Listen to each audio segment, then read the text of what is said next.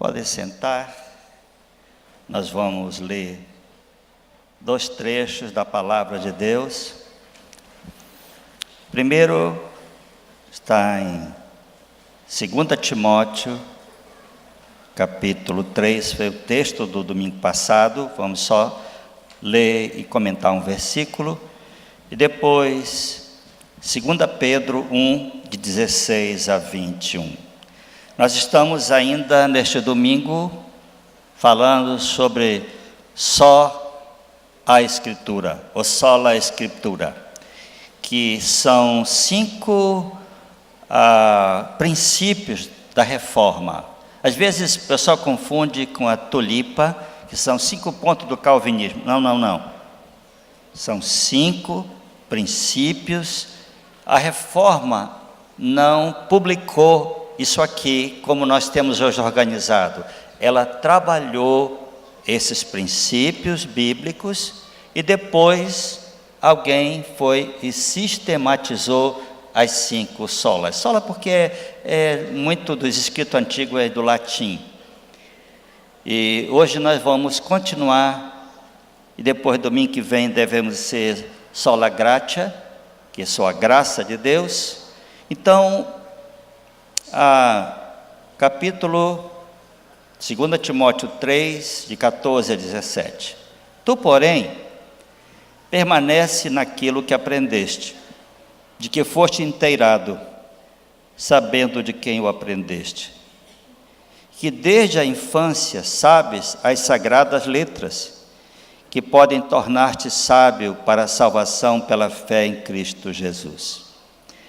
Toda a Escritura é inspirada por Deus e útil para o ensino, para a repreensão, para a correção, para a educação na justiça, a fim de que o homem de Deus seja perfeito e perfeitamente habilitado para toda boa obra. Vamos ler junto 16 e 17. Toda a Escritura é inspirada por Deus e útil para o ensino, para a repreensão, para a correção, para a educação na justiça, a fim de que o homem de Deus seja perfeito e perfeitamente habilitado para toda boa obra. Agora vamos para 2 Pedro, capítulo 1, ouça por favor do verso 16 ao verso 21.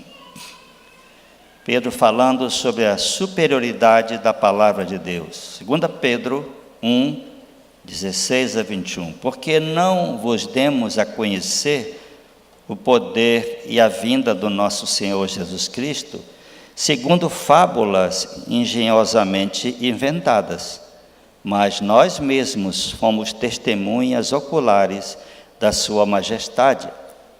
Pois ele recebeu da parte de Deus Pai honra e glória, quando pela glória excelsa lhe foi enviada a seguinte voz: Este é o meu Filho amado, em quem me comprazo. Ora, esta voz vinda do céu, nós a ouvimos quando estávamos com ele no Monte Santo.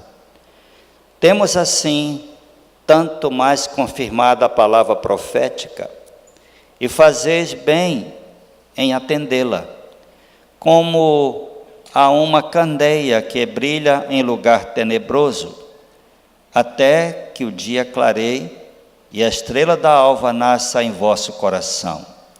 Sabendo primeiramente isto, que nenhuma profecia da Escritura provém de particular elucidação, porque nunca jamais qualquer profecia foi dada por vontade humana.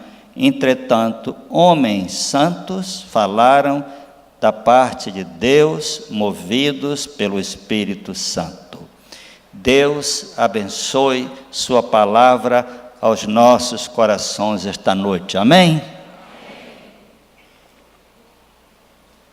Amados irmãos, no século passado, aliás, no final do século XIX, entrou na igreja cristã uns ensinos da escola liberal alemã, colocando dúvida em alguns trechos da Bíblia. E muitos pastores entraram nesse engano e começaram também a atender a essa escola alemã, liberais, que causaram um grande mal à igreja.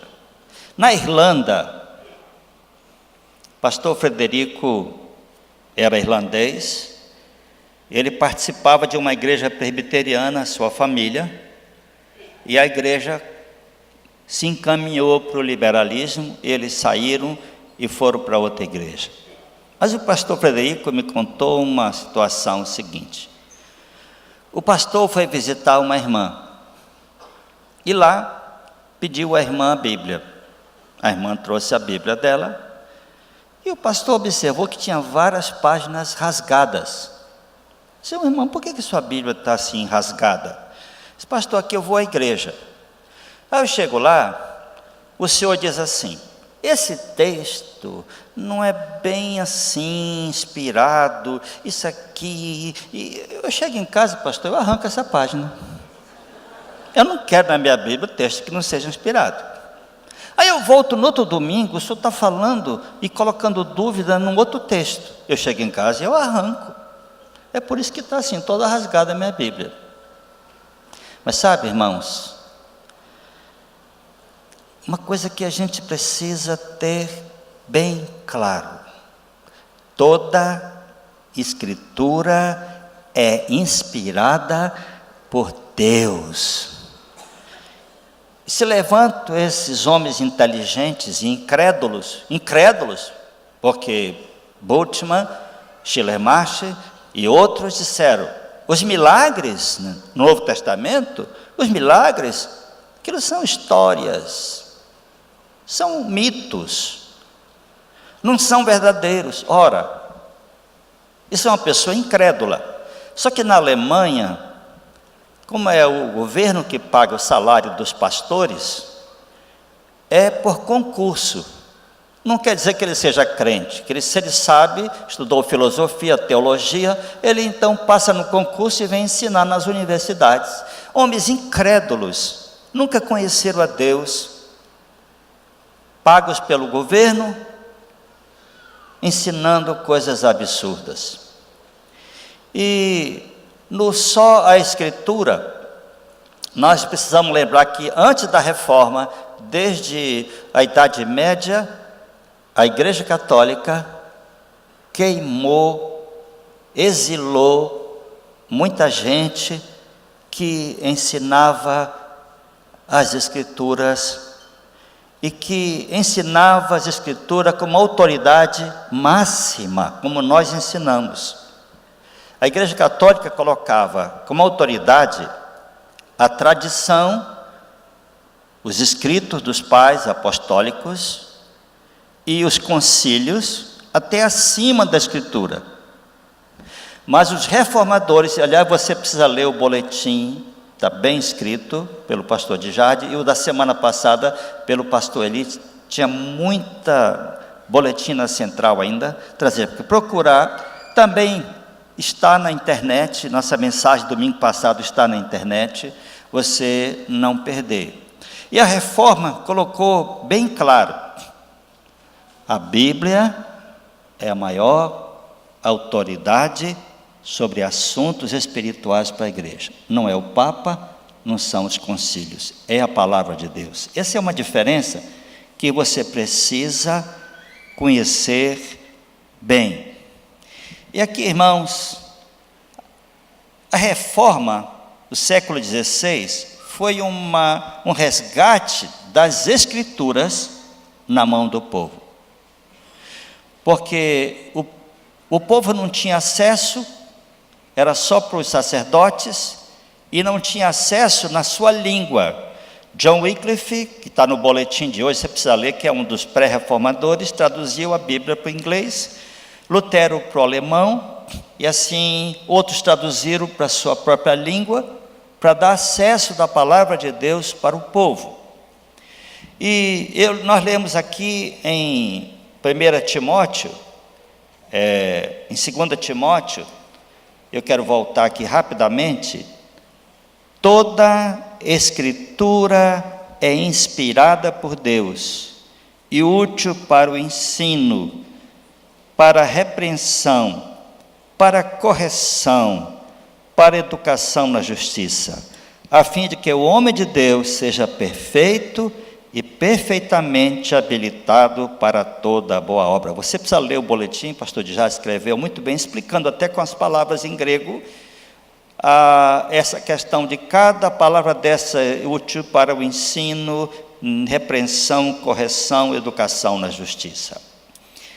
Toda a Escritura é inspirada por Deus. Veja bem, para você entender, teologicamente, tem 3 palavras importantes: revelação, inspiração e iluminação. Revelação, quando Deus dava a revelação, sonho, ou, como Paulo disse, recebi do Senhor esta revelação, que os judeus e gentios são membros do mesmo corpo.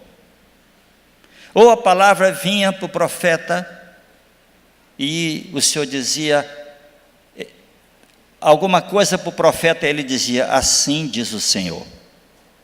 Então a revelação é aquilo que Deus entregou. A inspiração, teologicamente, são os registros. Tem muitas coisas que não estão registradas porque não era vontade de Deus. Aí você pode dizer, pastor, mas aqui está registrada a palavra do diabo. Sim, quando o diabo vem tentar Jesus, está relatado aquilo que o diabo disse, até enganosamente pervertendo a palavra de Deus e tentando enganar o próprio Senhor Jesus.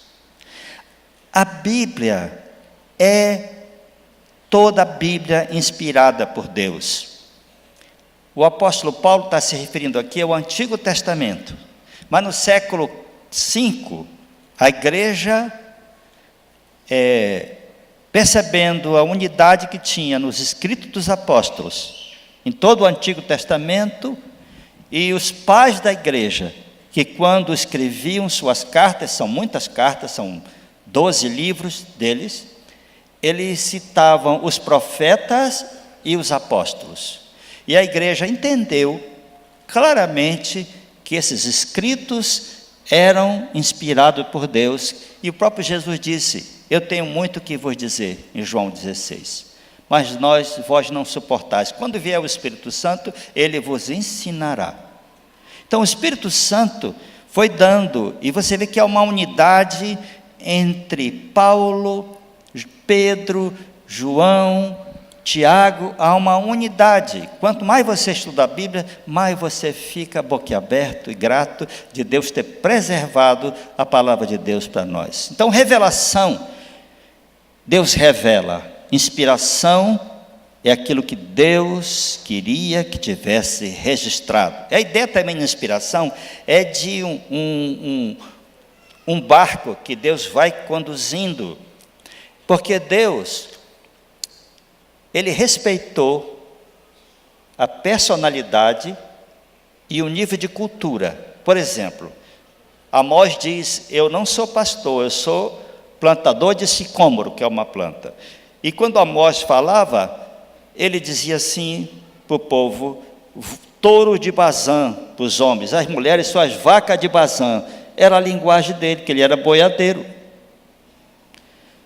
Quando Isaías falava como um poeta, porque Isaías era homem do palácio, amigo do rei Ezequias, culto, e Isaías disse, o Senhor me deu língua de erudito, para dizer uma boa palavra alcançada. Então, o Espírito Santo usava a personalidade e a capacidade daquela pessoa receber a revelação e transmitir, e ele cumpriu a sua palavra. Agora, irmãos, veja bem, para vocês entenderem o que é revelação, inspiração. Outra palavra é iluminação. Quando você lê a Bíblia, peça a iluminação do Senhor para entender as Escrituras. Revelação, inspiração, aquilo que foi registrado foi para nós e nossos filhos. E a iluminação para entender as Escrituras. Eu tenho aqui uma Bíblia que é uma boa versão. É a Bíblia de Jerusalém. É uma Bíblia publicada pela Igreja Católica, Edições Paulinas. E aqui nessa Bíblia tem 7 livros a mais, que não estão nem na Bíblia dos judeus, nem na Bíblia dos evangélicos. São chamados livros apócrifos, que os apóstolos e os rabinos, os escribas, hebreus, não aceitaram como inspirado. Veja o que diz aqui no final de 2 Macabeus. Tendo-se passado assim os acontecimentos, é um livro histórico, tem muitas informações históricas verdadeiras, referentes a Nicanor, e como desde esses tempos, a cidade ficou em poder dos hebreus, também eu aqui porei fim ao meu relato. Se eu fiz bem, de maneira conveniente, a uma composição escrita, era justamente o que eu queria. Se vulgarmente e de modo medíocre, é isso que me foi possível. Veja, ele está dizendo, olha, foi o que eu escrevi. Se eu escrevi bem, tá bom, eu o que queria. Se foi medíocre, foi vulgar, foi o que possível que eu fiz. Um bom livro de história, mas não inspirado. O próprio autor está dizendo, me desculpe se você não gostou. Me desculpe, eu fiz o melhor que eu podia. Isso, irmãos, não tem em nenhum dos livros inspirados. Tem, assim diz o Senhor nos profetas. E os apóstolos, Paulo começa que carta aos Coríntios e aos Gálatas e Efésios, Colossenses, Tessalonicenses, e fala em nome de Deus e Pai, do nosso Senhor Jesus Cristo. Ele começa a saudação e escrevendo coisas importantes para a igreja, e Paulo em 2 Coríntios diz, Cristo fala por mim, eu sou apóstolo dos gentios, Deus me deu autoridade para exortar os gentios. Ele diz lá, 2 Coríntios 1,12, Cristo fala por mim. Isso que está aqui, você pode ler. Tem outros livros, Judite, Tobias, são livros apócrifos. Eclesiástico, Baruque, Sabedoria, mas não estão nem no livro dos Hebreus, na Bíblia, nem na nossa Bíblia. São livros que podem trazer muitos conteúdos importantes sobre a história. Em Tobias tem até feitiçaria. E não tenho tempo para dissecar isso aqui. Agora, irmão, voltando para Pedro, 2 Pedro,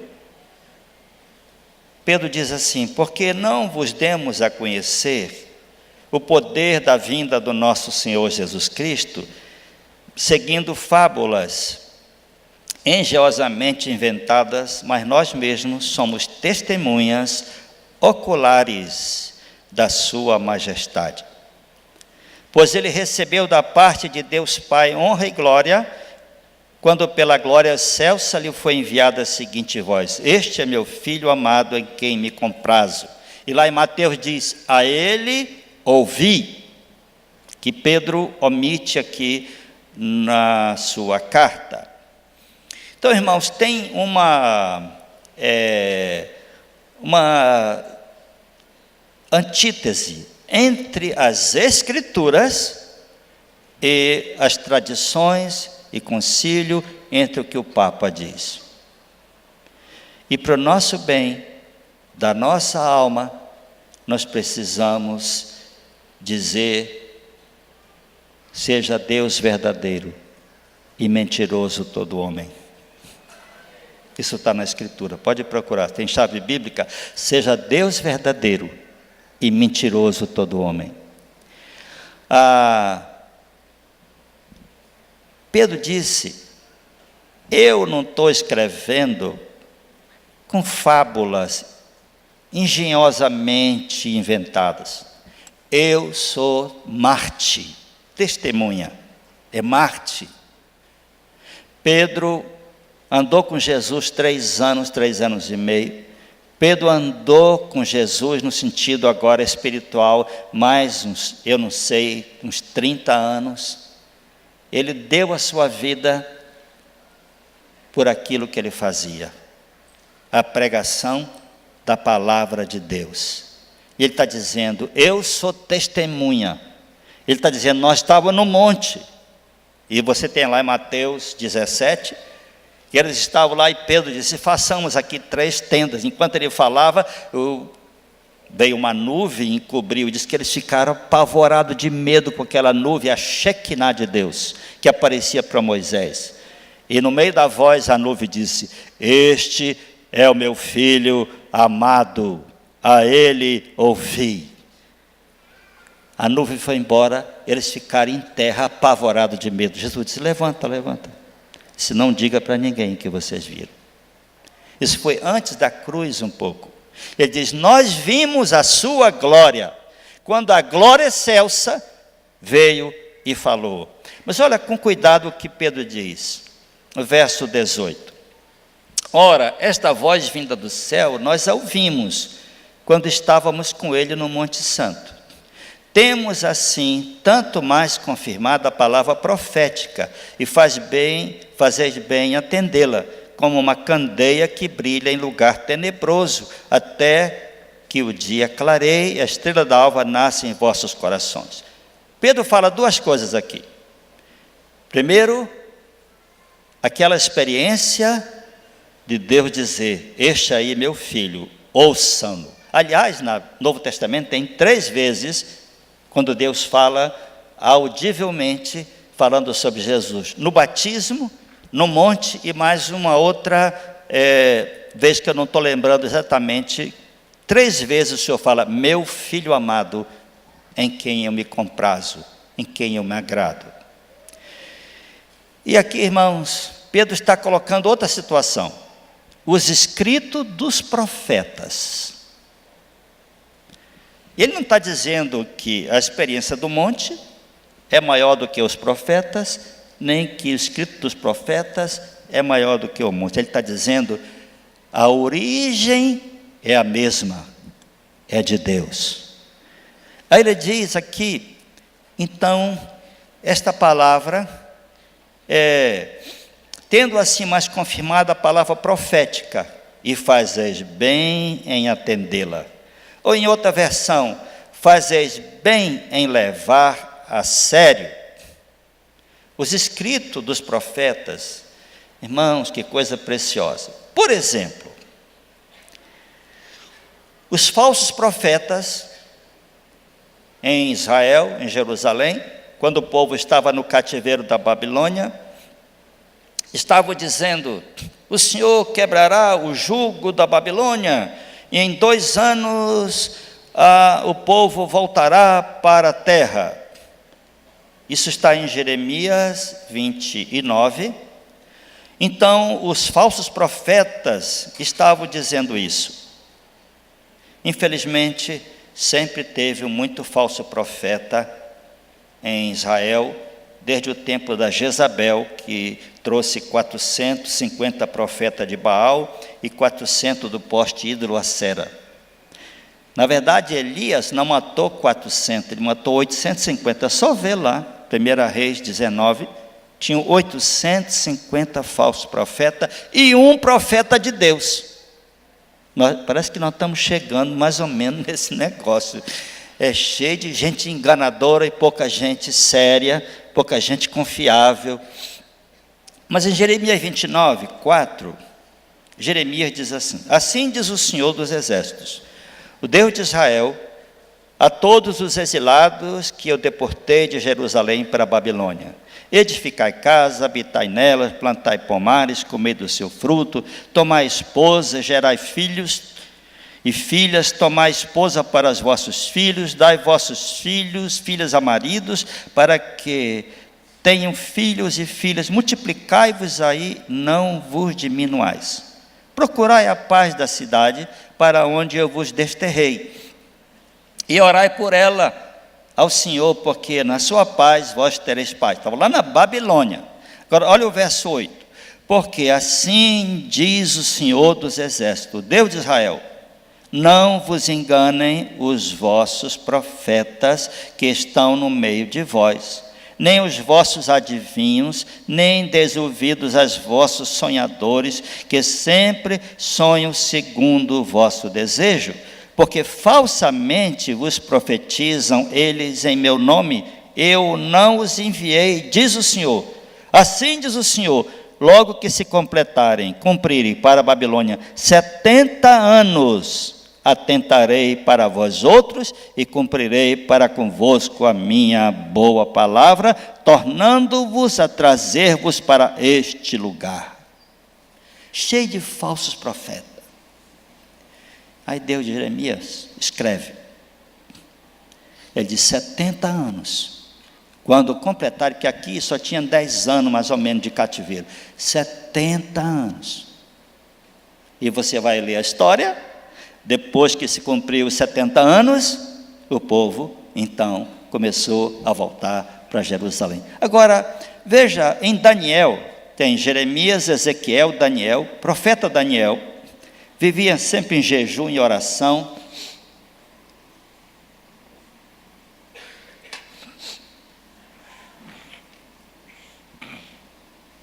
Daniel 9, olha o que Daniel diz. No primeiro ano de Dario, filho de Assuero, da linhagem dos Medos, o qual foi constituído rei sobre o reino dos caldeus, no primeiro ano do seu reinado, eu, Daniel, entendi pelos livros que o número de anos de que falara o Senhor ao profeta Jeremias, que havia de durar as assolações de Jerusalém, eram 70 anos. Jeremias, para Daniel, tem aí algumas décadas. Daniel na Babilônia orando, ele foi ler o livro de Jeremias e de 70 anos. E aí que então que voltei meu rosto para Deus e para buscar com oração e súplicas, com jejum. Então Daniel sabia que Jeremias era um profeta do Senhor. Agora, irmãos, tem algumas situações, por exemplo, em 1 Reis, eu não vou ler, vou só narrar. 1 Reis 22, aliás, pastor Júnior gostava muito dessa passagem. 1 Reis 22, Josafá, rei de Judá, se aproxima de Acabe, idólatra, rei de Israel. E Acabe diz: porventura, você vai junto comigo lutar contra os sírios? Josafá disse: certamente. Mas escuta aqui, Acabe, tem algum profeta de Deus aí? Diz: tem. Aí chamou os profetas dele, profetas de Baal. E os profetas diziam: uai, o Senhor te dará vitória, porque é isso. Eles faziam toda aquela coisa, e assim que vai. Aí Josafá era um homem de Deus. E disse: escuta, não tem um profeta do Senhor não aí? Porque ele sabia que aquela turma ali só falava o que queria o rei. Ele disse: tem um aí, um tal do Micaías, mas só fala contra mim. Eu quero ouvir. Chama o Micaías. Micaías estava preso. Micaías, o que é que você diz? O Micaías foi zombador. Vai que vai ser vitória, tudo bem. Mas, quer que eu ouvir? Então eu vou falar o que você quer ouvir. Mas o Josafá entendeu que ele estava realmente bagunçando. Ele disse: Micaías, fala a palavra de Deus. Ele disse: quer ouvir a palavra de Deus? Então ele disse: eu vejo Israel espalhado pelos montes. Aí o Acabe disse, chamou os guardas: bota esse homem com fastio de pão e de água, quando eu voltar eu vou cuidar dele. Micaías disse: se tu voltares com vida, Deus não falou. Vai ler 1 Reis 22. A guerra contra os sírios, alguém jogou uma flecha a ermo. A flecha veio e tchum, entre a armadura de Acabe. Tiraram Acabe da luta e Acabe morreu naquele dia. Ele disse: se tu voltares com vida, Deus não falou por mim. E ele disse: saibam isso todos os povos. Sabe, irmãos, você lê uma coisa dessa. Agora, veja bem, em Jeremias 28, esse profeta falso que estava lá em Jerusalém, profetizou um monte de coisas falsas, bateu em Jeremias. Jeremias disse: essa não é a palavra do Senhor. Lembra que os profetas profetizaram que ia haver destruição, e o profeta bateu em Jeremias. Jeremias foi para casa, e o Senhor falou para ele, está lá em Jeremias 28, volta e diz para Hananias, esse homem: profetizaste mentira. E Jeremias disse: morrerás este ano. Olha lá o que aconteceu. Ananias morreu aquele ano. Agora, veja aqui, irmãos, em 2 Pedro, uma palavra importantíssima. Sabendo primeiramente isto, que nenhuma profecia da Escritura provém de particular elucidação. Não é qualquer profecia. Pedro está dizendo: nenhuma profecia da Escritura provém de vontade própria humana, elucidar, de particular elucidação, porque nunca jamais qualquer profecia da Escritura foi dada por vontade humana. Entretanto, homens santos falaram da parte de Deus, movidos, soprados pelo Espírito Santo. Veja que essas coisas, irmãos, nos dão, quando eu leio, vendo essas coisas, que segurança para a minha alma, que garantia, que penhor, poder crer e ver as coisas de Deus. Veja que Pedro não está falando, Pedro está falando acerca da origem divina da Escritura, não acerca da sua interpretação. Pedro está se referindo aos 39 livros do Antigo Testamento, mas a igreja foi entendendo, pouco a pouco, que os escritos dos apóstolos eram inspirados por Deus. Vê Paulo dizendo: o Senhor me revelou, o Senhor me revelou. E aí, irmãos, nós temos no Novo Testamento a revelação de Deus. O autor de Hebreus, eu vou pedir um slide, o autor de Hebreus diz assim, que Deus falou aos pais pelos profetas, vamos ler juntos, e nos últimos dias nos falou pelo Filho, o qual colocou como herdeiro de todas as coisas. O primeiro slide, sobre Hebreus, leia comigo. Havendo Deus outrora falado muitas vezes, e de muitas maneiras aos pais pelos profetas, nesses últimos dias nos falou pelo Filho, a quem constituiu o herdeiro de todas as coisas, pelo qual também fez o universo. Aleluia! Deus falou aos pais pelos profetas. Nós fazemos bem atender. E nos últimos dias, Ele nos falou pelo Filho. Agora presta atenção, Jesus é a palavra viva de Deus. Jesus é o Logos de Deus. Ele disse: eu sou a ressurreição e a vida, eu sou o pão da vida, a água da vida. Jesus é a palavra viva de Deus. O Verbo se fez carne, se tornou Jesus e habitou entre nós. Pode colocar o outro slide. Olha que Paulo diz para Timóteo sobre a pregação da palavra de Deus. Conjuro-te, leia comigo, perante Deus e Cristo Jesus, que há de julgar vivos e mortos pela sua manifestação, pelo seu reino, prega a palavra, insta, quer seja oportuno, quer não, repreende, exorta com toda longanimidade e doutrina, porque haverá tempo que não suportarão a sã doutrina. Pelo contrário, cercar-se-ão de mestres segundo as suas cobiças, sentindo coceira nos ouvidos. E se recusarão a dar ouvido à verdade, entregando-se às fábulas. Tu, porém, sê sóbrio em todas as coisas, suporta as aflições, faz o trabalho de um evangelista, cumpre cabalmente o teu ministério. Irmãos, esse tempo já chegou.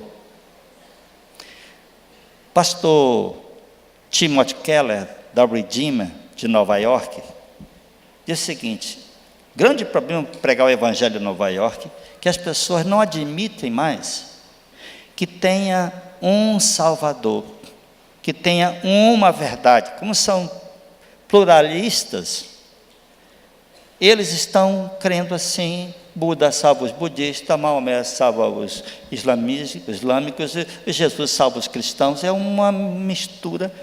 E Tim Keller começou uma igreja do nada, tem 5.000 membros, todo em grupos pequenos, e ele disse: eu prego a inerrância e a inspiração da Bíblia.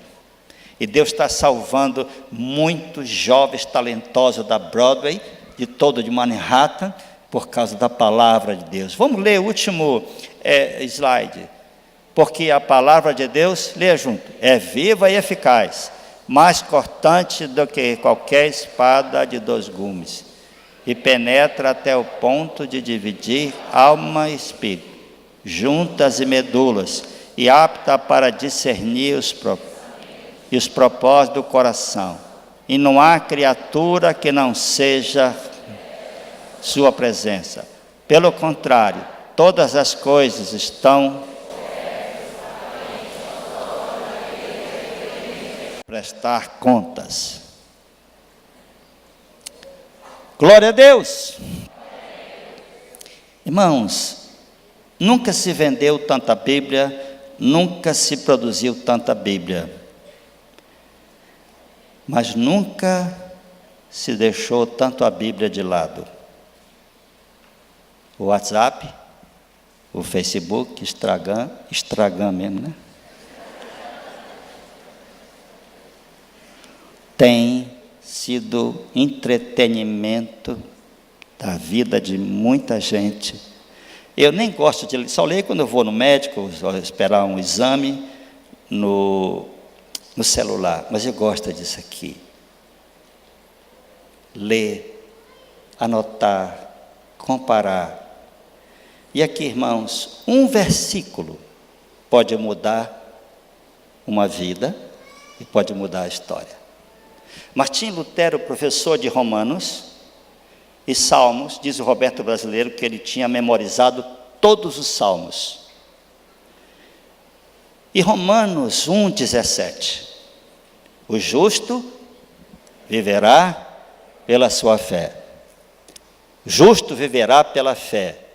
O justo viverá pela sua fé. Ou pela sua fé o justo viverá. E aquilo entrou no coração de Lutero. Ele entendeu que a igreja estava errada em vender indulgências. Indulgências eram passaporte para tirar a pessoa do purgatório, para diminuir o tempo do purgatório, era perdão do Papa. E Martim Lutero disse o seguinte: se o Papa tem poder de perdoar, por que não faz isso por amor, em vez de fazer por dinheiro? É lógico. Mas Martim Lutero viu que a igreja pregava a salvação pelas obras. Até hoje a igreja católica prega isso. Ele disse: a salvação é pela fé. Daqui mais 2 domingos nós vamos falar sobre sola fide, ou sola escritura, só a fé. E aquilo mudou a vida do mundo, porque depois de Martim Lutero, a fila já tinha um movimento, já gente questionando John Rose, que foi queimado, a John Wycliffe, mas também a John Wesley, frustrado como missionário nos Estados Unidos, voltou para a Inglaterra, estava numa reunião de pessoas cultas de Oxford, um clube santo, e alguém estava lendo comentário de Lutero sobre Romanos 1,17. Justo viverá pela fé. E a palavra de Deus entrou no coração de John Wesley. John Wesley disse: eu senti que algo entrou em mim, nasci de novo. E aí, se você ler, ele é arminiano, mas a vida do John Wesley é um exemplo. Esse homem livrou a Inglaterra de semelhante revolução que acontecia na França. Mas o mais interessante é de Agostinho. Agostinho, ou chamam Santo Agostinho, nosso irmão Agostinho, sua mãe chamava Mônica. Agostinho conhecia alguma coisa do cristianismo, mas ele era mulherengo até. Ele dizia: Deus, tem paciência comigo, que eu gosto desse negócio aqui. E um dia Agostinho está em crise, ainda jovem. Ele vai para debaixo de uma árvore que estava com o coração angustiado, e uma criança passou cantando: pega e lê, pega e lê. Aí ele disse: que é isso? Correu, abriu a Bíblia, e onde ele abriu foi em Romanos capítulo 13, foi assim, onde ele conseguiu abrir foi Romanos capítulo 13, versículo 13, ele leu: andemos dignamente como em pleno dia, não em orgias e bebedices, não em pudicícia e dissoluções, não em contendas e ciúmes. Ele disse: não precisou mais nada, aquele dia Deus mudou a minha vida, por causa daquelas crianças que saíram cantando. E ele pega e lê, veio e leu, e Agostinho foi o grande nome dos pais da igreja. E aqui, irmãos, a teologia de João Calvino é em cima de Agostinho, que está em cima de Paulo. Nós somos, na verdade, paulinos, agostinianos e calvinistas. Vem de Paulo, Agostinho, Calvino, irmãos, e tem muita gente boa aí na história da igreja. E agora eu quero terminar com algumas coisas práticas. Eu tenho mais 2 minutos só. Primeiro, creia na Bíblia, ela é a palavra de Deus. O Espírito Santo transformará a sua vida através da palavra de Deus. Não sei se você já leu o livro O Homem do Céu, o irmão Yun, da China. Jovem, ele sonhava ver uma Bíblia, ver. E alguém deixou uma Bíblia na casa dele e foi embora. Ele lia à noite, enterrava toda noite, que se fosse pego a família todinha sofria muito, o comunismo estava brabo. Ele memorizou o livro de Mateus inteiro, 28 capítulos. E um dia eu disse: tem um grupo de pessoas que quer ali saber sobre Jesus. Ele disse: eu não sei pregar, o que eu sei fazer, que eu vou fazer. Eu memorizei Mateus. Eles se assentaram na relva e o irmão citou Mateus 1-28, sem parar. Quando terminou, estava todo mundo chorando e convertido. Aí souberam no outro lugar que ele sabia a Bíblia, chamaram para si: eu não sei pregar. Um jovem, que eu sei eu vou fazer, é citar a Bíblia. Aí se sentaram e o irmão então começou a citar Mateus de 1-28. Quando terminou, estava todo mundo chorando e arrependido dos pecados e crentes. Segundo lugar, pratique seus ensinos. Você terá vida longa, paz e saúde e vida eterna. Eu vou repetir: pratique seus ensinos. Você terá vida longa, paz, saúde e vida eterna. Lembra dos 2 fundamentos que Jesus disse: o homem que constrói sua casa na areia, que ouve a palavra e não pratica, cuidado para você não estar construindo sua casa na areia, porque a tempestade vem. Disse que ouve e pratica, que construiu na rocha. Pratique, creia. Terceiro lugar, examine os outros, ou ensine aos outros. Eles serão abençoados e transformados, e você receberá galardão de Deus. Agora uma pergunta: como Jesus lidava com as Escrituras? Ele cumpriu as Escrituras. Quando foi preso, que Pedro puxou a espada e disse: como se cumpririam as Escrituras, que é necessário assim acontecer? Repreendeu Pedro na prisão dele, disse: isso é necessário. Jesus cumpriu as Escrituras. Ele se referia a ela como palavra de Deus. Terceiro lugar, ele aceitava todas as histórias e os milagres registrados na Bíblia como verdadeiros. Aliás, irmãos, tem mais de 300 passagens de profecias que se cumpriram em Jesus. Mas Jesus diz, o sinal que eu vou dar para essa geração é o sinal de Jonas. Se há uma história na Bíblia que muitos colocam dúvida, é a história de Jonas, que o peixe engoliu Jonas. E Jesus disse, eu vou dar para vocês o sinal de Jonas. Está lá nos evangelhos. Ele disse, Elias saiu, isso é Lucas 4, a viúva de Sarepta. Tinha muitas viúvas em Israel e Elias foi enviado para a viúva de Sarepta. A história da viúva de Sarepta, do azeite da botija. Está lá. Jesus confirmando. Eliseu, a cura dos sírios. Eles tinham muitos leprosos aqui em Israel, mas Deus enviou Eliseu e curou aquele sírio, general.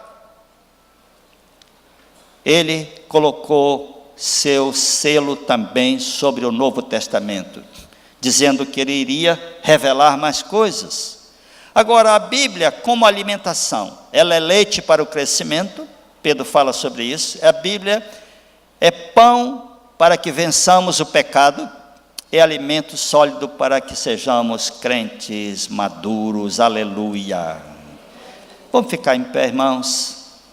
Eu espero que você tenha mais vontade de ler a Bíblia, de meditar, de deixar ela falar o seu coração. Uma das coisas para quem vai para o Egito, Israel agora, é que vai voltar com mais vontade de ler a Bíblia. Que vai ouvir aqui, Jesus fez isso, Jesus fez aquilo, e você vai voltar com muito mais. Eu fui 2 vezes, isso aconteceu comigo. Deus abençoe, queridos. Vamos orar. Senhor Deus, muito obrigado, porque o Senhor preservou para nós a sua santa palavra. Abençoa-nos, ajuda-nos a meditar nela, ajuda-nos a entendê-la, a vivê-la, a ensiná-la, a praticá-la.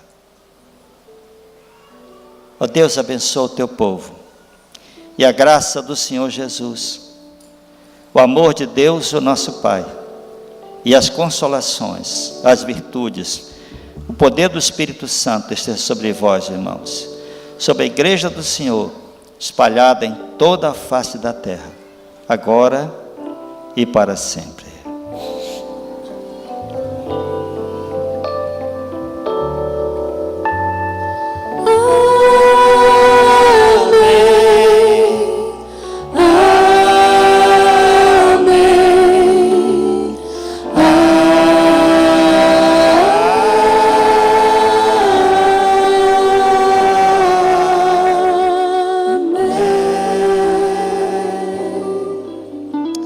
Boa semana, irmãos.